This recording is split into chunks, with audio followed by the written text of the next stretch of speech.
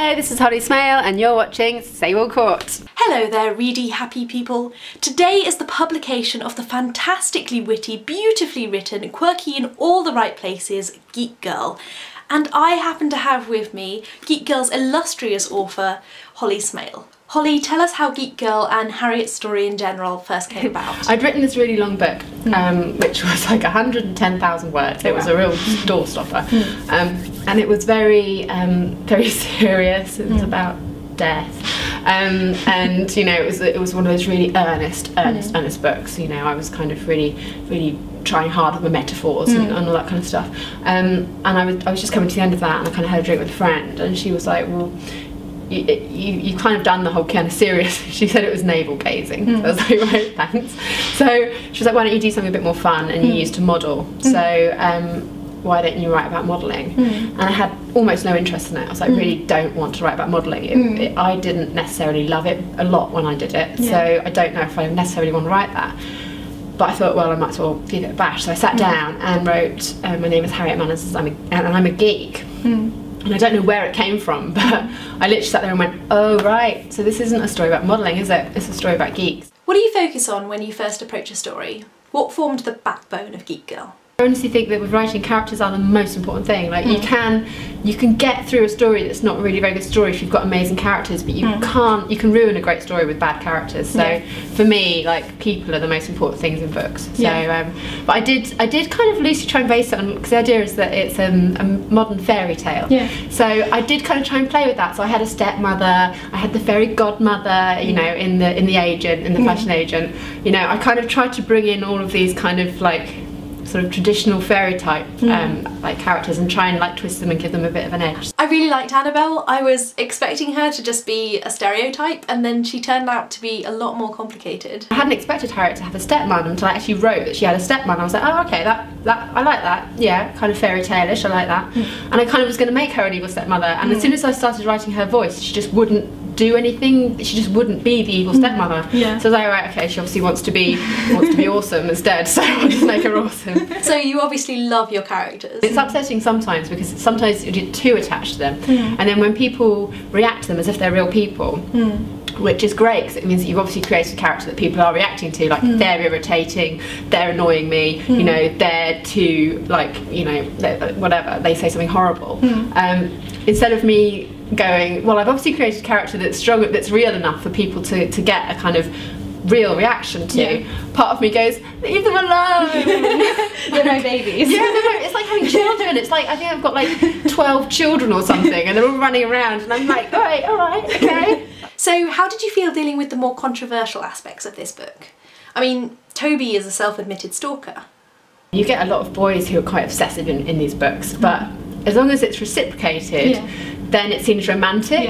But because it's not reciprocated, you see it being ridiculous for what it is, you know? I mean, so many, in like teen fiction especially, you see romantic boys who, you know, constantly following, even 50 Shades of Grey, that guy is a bit scary, right? Or Twilight. Yeah, Twilight, where frankly, someone turns up in your bedroom, if you really like them and they're hot, great, it's like awesome, there's a hot guy just turned up in my bedroom. If they're not hot, it suddenly becomes really weird. So with Toby, I was kind of trying to play with that idea of where is romance, where's the line of romance? If he was hot, if Nick was doing it, would it be attractive and romantic? Maybe. So are you working on book 2, book 3? Yes, book 2. I'm just starting the second draft of book 2. Exciting. Yeah, it is really exciting. More travelling abroad? Yes, I love travelling abroad, and so I've done a lot of it. So I'm lucky, because obviously there's a lot of you know, teen fiction and children's fiction. If you're doing a contemporary book which is based on reality, well, it is based on reality. Young girls don't necessarily get to travel that often, but because modelling is such an international thing, I've got a great opportunity to actually take her places that maybe, you know, kind of 15-year-old girls wouldn't normally be able to go. So how did your parents react to modelling when you were young? Was it a similar experience to Harriet's? Yeah, that was based on truth, actually. My dad was super excited. He was like, finally, my genetics have come to something. So he was like jumping around like, you're gonna be a supermodel. And my mum was like, absolutely not in a million years, because you are not mentally equipped for this. So do you have plans for other books you might want to write one day? Loads. I mean, I've wanted to be a writer since I was teeny tiny, like 5 or 4 years old or something like that. I used to carry a little piece of paper and like kind of stack them up in a little box underneath my bed and, you know, kind of dream of it. So definitely, I mean, Harriet's my first, but I'd love to do, like, I'd love to do other comedies for children, and I've got an idea which I'm not going to talk about, but I'm working on an idea for a secret project for a comedy for children. And then I've also, obviously, I'm a writer. I want to write something very poignant and serious. Do you think you'd ever go back to the huge deaf tome? My granddad loves it and wants me to rewrite it, and I can't bear to read it, so I don't know if I will. I might. A couple of the characters I created in it, and to be honest, it was one of those. It was written from 6 different characters' perspectives, which is incredibly ambitious for a first-time novelist. And I think, in a way, the main point of it was that I'd gone from never writing fiction ever before, apart from little tiny bits when I was little and that kind of stuff, to this massive 110,000 word, like, albatross that I wrote, with 6 different characters from 6 different first-person narratives. And so basically it was kind of like a little kind of self-course in how to write character, because, you know, I had a 60-year-old woman, I had a 13-year-old girl, I had a 50-year-old man. I had like such different characters, and each of them was first person from inside their own heads. And by the time I finished it, I kind of worked out how to write character. So, and a couple of those characters, I can imagine plucking them out and using them again in a different kind of book. But when I came to write Harriet, I kind of knew how to write character because I'd done it for like such a massive, sort of huge, horrible manuscript. So I think it kind of, I don't know, I think when people say for like writing tips, I'd say like don't assume the first thing that you write is going to be the thing that you sell.